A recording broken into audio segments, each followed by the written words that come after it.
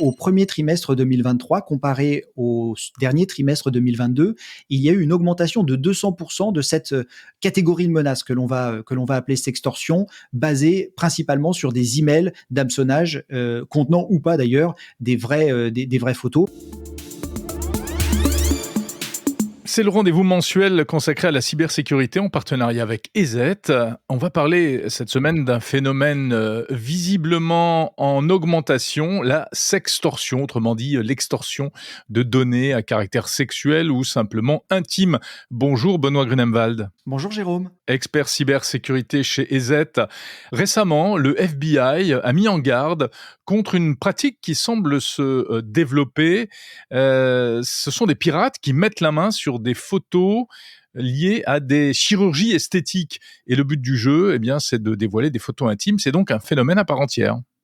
Effectivement, sous la catégorie sextorsion, on va retrouver plusieurs types de menaces les fuites de données et ou les attaques sur des hôpitaux et en particulier sur des cabinets de radiologie ou sur des cabinets de chirurgie esthétique, permettent d'obtenir un très très très grand nombre d'informations très sensibles et intimes, à la fois les coordonnées des patients, mais également dans un très grand nombre de cas également des photos personnelles intimes qui vont permettre aux praticiens de travailler, mais malheureusement quand elles sont dans la nature, elles vont permettre à des cybercriminels de venir nous faire chanter. Et alors il y a différents cas de figure, Benoît, c'est ça qu'il faut préciser. Oui, il y a des cas de figure qui sont complètement inventés par les cybercriminels et des cas de figure qui sont malheureusement réels. Alors dans les cas réels, on peut bien entendu citer celui du vol d'informations et de photos notamment intimes dans des établissements de santé. On peut également citer malheureusement l'utilisation de nos photos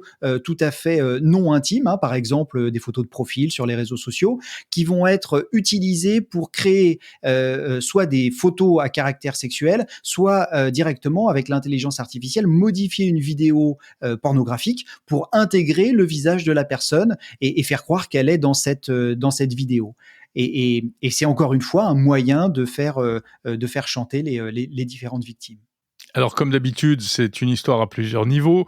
Il y a d'abord la récupération de ces données-là, quelquefois par hameçonnage, c'est ça ? Effectivement, l'hameçonnage fait partie d'un moyen très courant. Alors, l'hameçonnage, d'ailleurs, fait partie tellement le moyen le plus courant d'obtenir des informations qu'il est un peu considéré comme la mère de toutes les attaques. On va dire qu'une attaque sur deux est partie ou peu ou prou d'hameçonnage. Et ça me fait penser à cette attaque qui a été nommée Warrenki, qui a été opérée. Alors le procès est en cours à Paris, donc ils sont considérés suspects, présumés innocents pour l'instant, et ce sont deux Français qui auraient mené des campagnes d'hameçonnage, de sextorsion.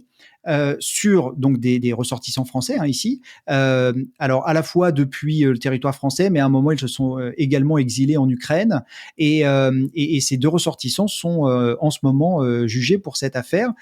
Alors dans leur mode opératoire, ils avaient notamment donc cet email d'hameçonnage et de sextorsion qui soi-disant annonçait qu'ils nous avaient capturés en vidéo ou en photo depuis notre ordinateur en train de consulter des sites pornographiques.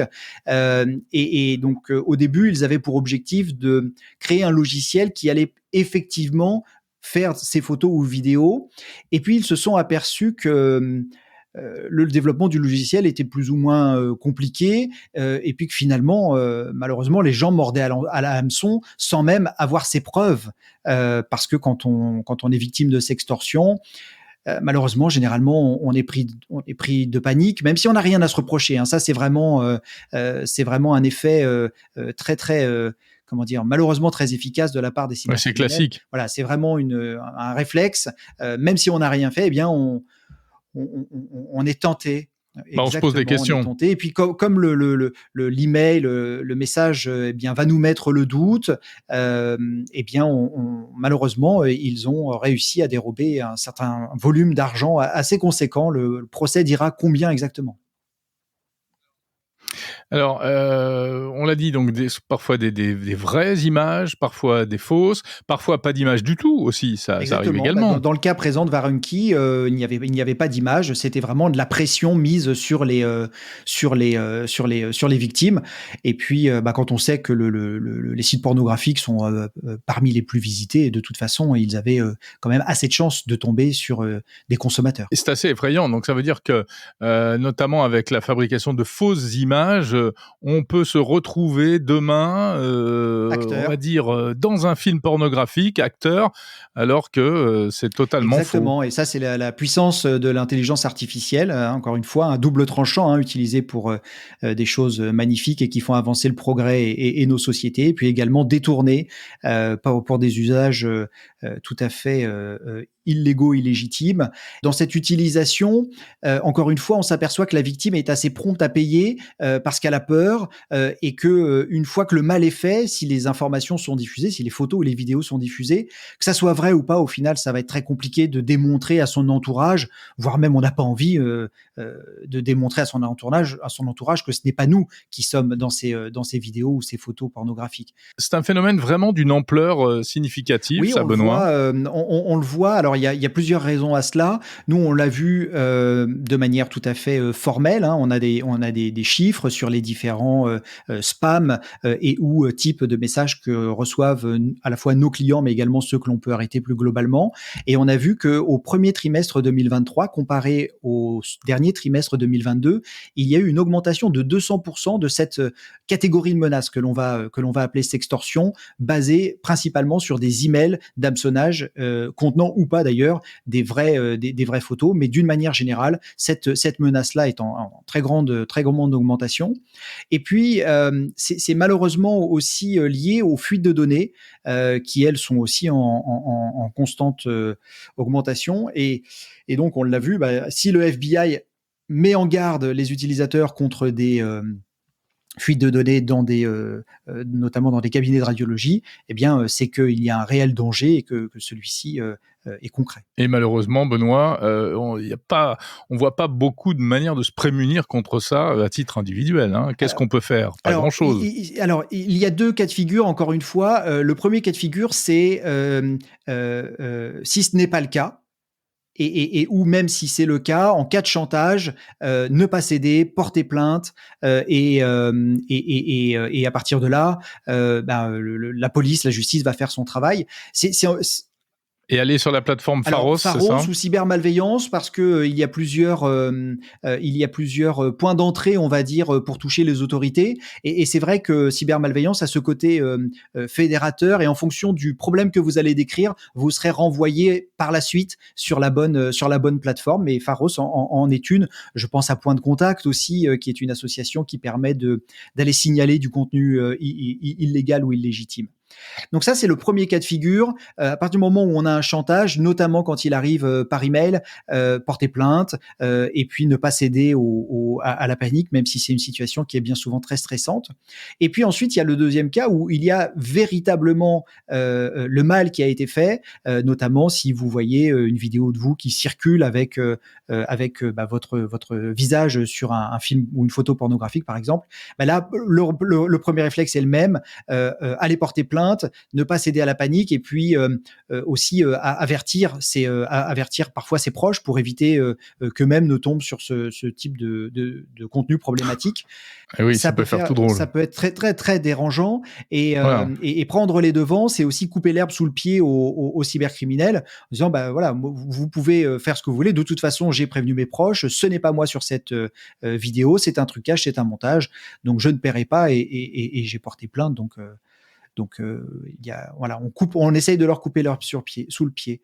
C'est Mais pas c'est pas facile. facile. Et quant au vol d'informations qui sont les nôtres chez des tiers, et encore une fois, je repense au cabinet de radiologie dont le FBI faisait référence.